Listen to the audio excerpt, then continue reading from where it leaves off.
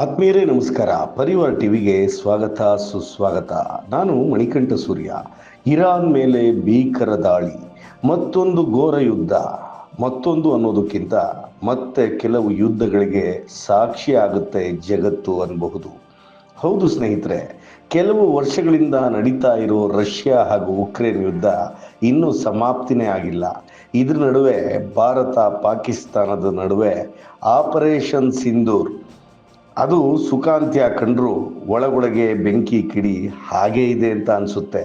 ಇದ್ರ ಜೊತೆಗೆ ಆಫ್ಘಾನಿಸ್ತಾನ ಹಾಗೂ ಪಾಕಿಸ್ತಾನದ ನಡುವೆ ಯುದ್ಧ ಆರಂಭ ಆಗಿದೆ. ಹಾಗೆ ಇರಾನ್ ಮೇಲೆ ಇಸ್ರೇಲ್ ಹಾಗೂ ಅಮೇರಿಕ ಗುಂಪಾಗಿ ದಾಳಿ ಮಾಡಿದೆ.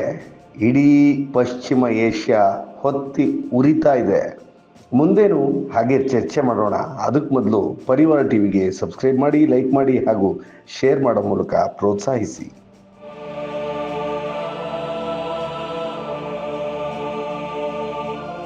ಸ್ನೇಹಿತರೆ, ಇರಾನ್ ಕೂಡ ಸರ್ವ ಸಮೃದ್ಧಿಯಿಂದ ಯುದ್ಧಕ್ಕೆ ತಯಾರಿ ನಡೆಸ್ಕೊಂಡಿರೋ ಹಾಗೆ ಕಾಣಿಸ್ತಾ ಇದೆ ಅಲ್ವಾ? ಇರಾನ್ಗೆ ರಷ್ಯಾ ಹಾಗೂ ಚೈನಾ ಕಡೆಯಿಂದ ಸಹಾಯ ಹಾಗೂ ಬೆಂಬಲ ಸಿಕ್ಕಿರಬಹುದು ಅನ್ನೋ ಮಾಹಿತಿ, ಜೊತೆಗೆ ಸೇನಾ ಶಕ್ತಿಯಲ್ಲಿ ಬಲಿಷ್ಠವಾಗಿದೆ. ಆದರೂ ಅಮೇರಿಕ ವಿರುದ್ಧ ಗೆಲುವು ಸಾಧಿಸುವಷ್ಟು ಶಕ್ತಿ ಇರಾನ್ಗೆ ಇಲ್ಲ ಅನ್ನೋ ಹಾಗಿಲ್ಲ. ಹಾಗಂತ ಅಮೇರಿಕಾಗೆ ಇರಾನಿಂದ ಯಾವ ನಷ್ಟನೂ ಆಗೋದಿಲ್ಲ ಅಂತ ಹೇಳೋದಕ್ಕೂ ಆಗೋಲ್ಲ.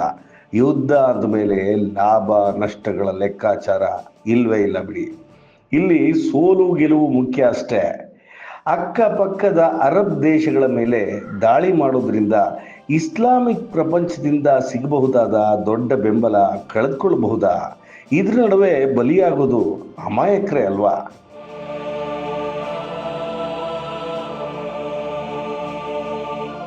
ಸ್ನೇಹಿತರೆ, ಇದು ಇವತ್ತು ನೆನ್ನೆದು ಅಲ್ಲ, ಯಾವಾಗಲೂ ಶತಮಾನಗಳಿಂದ ನಡೀತಾ ಇರೋ ಅಂತರಂಗದ ಯುದ್ಧ, ಆಂತರಿಕ ಯುದ್ಧ.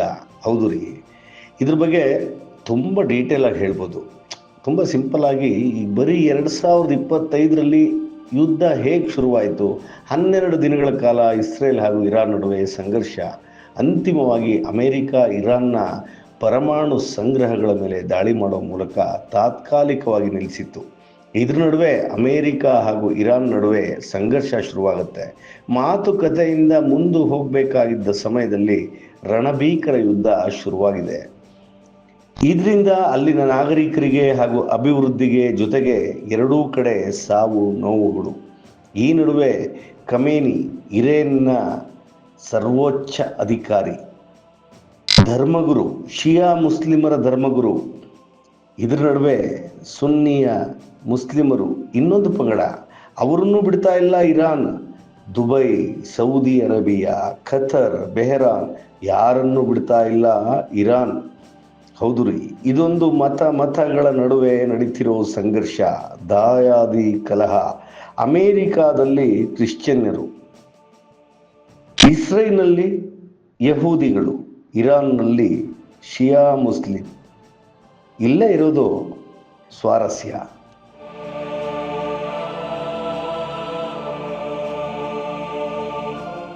ಸ್ನೇಹಿತರೆ, ಯಹೂದಿಗಳು, ಕ್ರಿಶ್ಚಿಯನರು, ಮುಸ್ಲಿಮರು, ಹೌದು, 3 ಧರ್ಮ, ಒಂದೇ ಮೂಲ, ಅದು ಅಬ್ರಹಾಮಿಕ ಧರ್ಮ. ಈ 3 ಧರ್ಮಗಳು ನಂಬೋದು ಭೂಮಿಯ ಮೊದಲ ಮನುಷ್ಯ ಆಡಮ್ನಿಂದ ಮನುಕುಲ ಶುರುವಾಯಿತು ಅಂತ ನಂಬ್ತಾರೆ.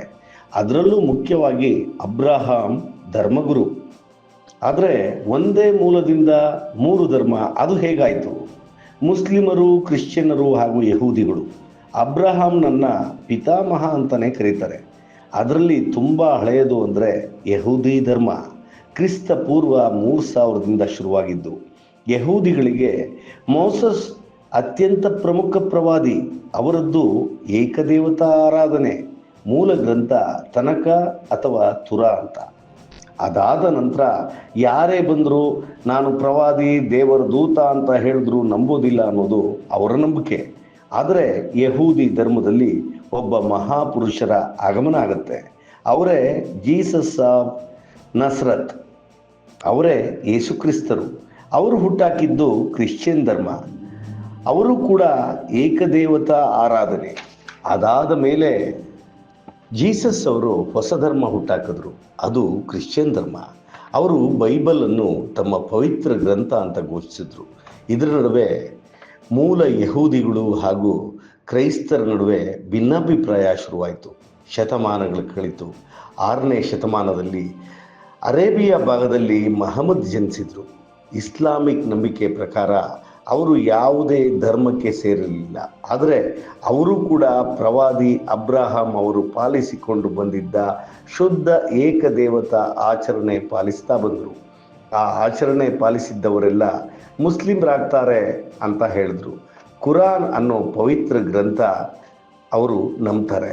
ಇನ್ನೊಂದು ವಿಚಾರ, ಭಾರತದಲ್ಲೂ ಹಿಂದೂ, ಜೈನ್, ಬೌದ್ಧ, ಸಿಖ್ ಹೀಗೆ ಹಲವಾರು ಧರ್ಮಗಳು ಬಂತು. ಆದರೆ ಅಂಥ ರಕ್ತಪಾತ ಆಗಿರಲಿಲ್ಲ. ಆದರೆ ಮಿಡಲ್ ಈಸ್ಟ್ನಲ್ಲಿ ಹಾಗಲ್ಲ. ಜೆರೂಸಲಂ ಆಗಿ ನಡೀತಿರೋ ಹೋರಾಟ ಇವತ್ತಿನ ಈ ಸಂಘರ್ಷಕ್ಕೆ ಕಾರಣ. ಯಾಕೆಂದರೆ ಯಹೂದಿಗಳು ಅಂದರೆ ಇಸ್ರೇಲ್ನ ಕಂಟ್ರೋಲ್ನಲ್ಲಿ ಇರೋ ದೇಶ 3 ಧರ್ಮಗಳ ಪವಿತ್ರ ಕ್ಷೇತ್ರ ಅನ್ನೋ ನಂಬಿಕೆ ಇದೆ.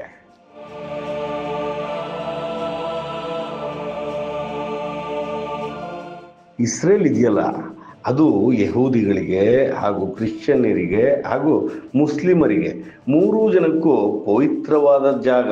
ಯಾಕೆಂದರೆ ಯಹೂದಿಗಳ ವಿಚಾರಕ್ಕೆ ಬಂದರೆ ಕಿಂಗ್ ಸಲಮಾನ್ ಕಟ್ಟಿದ್ದ ಮೊದಲ ದೇವಸ್ಥಾನ. ಅದಾದ ಮೇಲೆ ಕ್ರಿಶ್ಚಿಯನ್ನರಿಗೆ ಯಾಕೆ ಪವಿತ್ರ ಕ್ಷೇತ್ರ ಅಂದರೆ ಅದೇ ಜೆರೂಸಲಂನಲ್ಲಿ ಕ್ರೈಸ್ತರನ್ನು ಅಂದರೆ ಜೇಸಸ್ ಅವರನ್ನು ಶಿಲುಬೆಗೆ ಏರಿಸಿದ ಜಾಗ. ಹಾಗೆ ಮುಸ್ಲಿಮರಿಗೆ ಅದು ಜಾಗ ಪವಿತ್ರ ಯಾಕೆ ಅಂದರೆ ಇಸ್ಲಾಮಿಕ್ ನಂಬಿಕೆ ಪ್ರಕಾರ ಪ್ರವಾದಿ ಮಹಮ್ಮದ್ ಅವರು ಸ್ವರ್ಗಕ್ಕೆ ಪ್ರಯಾಣ ಮಾಡಿದ್ದು ಅನ್ನೋ ನಂಬಿಕೆ ಇದೆ. ಅದಾದ ಮೇಲೆ 2 ಗುಂಪಾಗಿದ್ದು ಮುಸ್ಲಿಮರು, ಅದು ಸನ್ನಿ ಮತ್ತು ಶಿಯಾ. ಅದು ಯಾಕೆ ಅಂದರೆ ಪ್ರವಾದಿ ಮಹಮ್ಮದರ ನಂತರ ಮುಸ್ಲಿಂ ಸಂಪ್ರದಾಯವನ್ನು ಮುನ್ನಡೆಸೋದು ಯಾರು? ಆ ಮಾತುಕತೆಯಲ್ಲಿ ಒಂದು ಗುಂಪು ಮಹಮ್ಮದರ ಮಾವ ಅಬೂಬಕರ್ ಅಂತ ಹೇಳಿದ್ರೆ, ಇನ್ನೊಂದು ಗುಂಪು ಅವರ ರಕ್ತ ಸಂಬಂಧಿ ಅವರ ಅಳಿಯ ಅಲಿ ಲೀಡರ್ ಆಗಬೇಕು ಅನ್ನೋ ತೀರ್ಮಾನ ತಗೊಳ್ತಾರೆ. 2 ಪಂಗಡಗಳಾಯಿತು. ಆಗಲೇ ಅವರಿಬ್ಬರು ಜಗಳ ಆಗೋದಕ್ಕೆ, ಸಂಘರ್ಷಗಳಾಗೋದಕ್ಕೆ ಕಾರಣ ಆಗಿದ್ದು.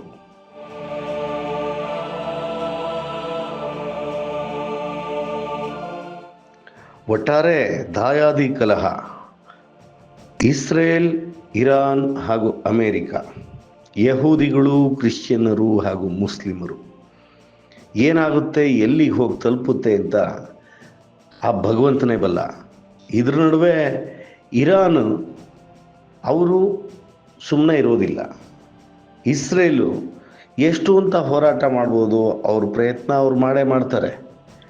ಅಮೇರಿಕ ಯಾವತ್ತೂ ಯಾರ ಜೊತೆಲೂ ನಿಂತು ಗೆಲುವನ್ನು ತಂದು ಕೊಟ್ಟಿದ್ದ ಉದಾಹರಣೆಗಳಂತೂ ಇಲ್ಲವೇ ಇಲ್ಲ. ಏನಾಗುತ್ತೋ ಕಾದು ನೋಡಬೇಕು. ಮುಂದಿನ ಸಂಚಿಕೆಯಲ್ಲಿ ಮತ್ತೆ ಭೇಟಿಯಾಗೋಣ. ನೋಡ್ತಾ ಇರಿ ಪರಿವಾರ ಟಿವಿ. ಸಬ್ಸ್ಕ್ರೈಬ್ ಮಾಡಿ, ಲೈಕ್ ಮಾಡಿ ಹಾಗೂ ಶೇರ್ ಮಾಡೋ ಮೂಲಕ ಪ್ರೋತ್ಸಾಹಿಸಿ. ನಮಸ್ಕಾರ.